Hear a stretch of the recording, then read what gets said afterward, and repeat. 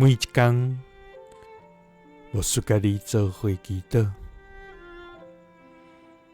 今仔日是7月12，以赛亚书66章20安尼讲：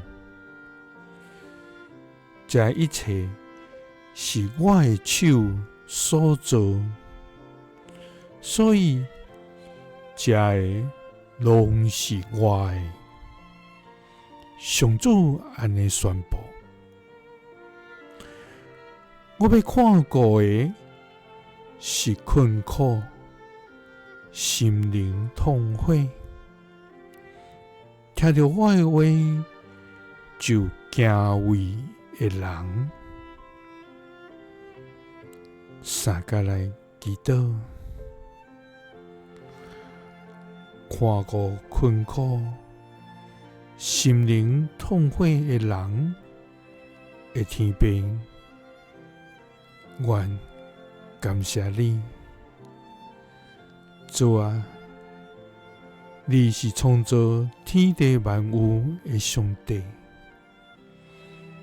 你造地，也创造人伫地上。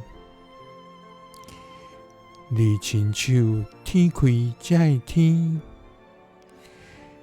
天顶的万象也是你所命令的。主啊，你用权能，互万物降服伫你的脚前，搁互阮用谦卑的心来敬拜你。主啊，我们一生单单来挖苦你的名。主啊，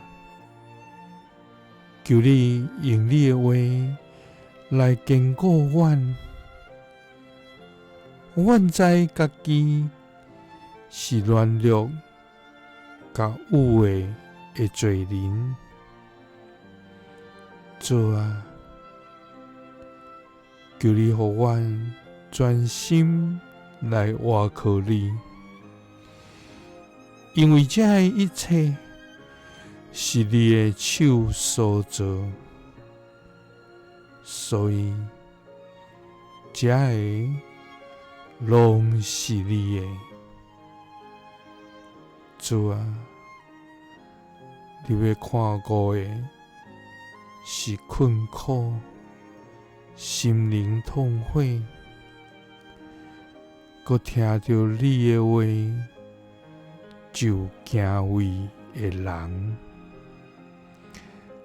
祈祷是奉主耶稣基督的圣名，阿们。耶稣听你，赐你平安。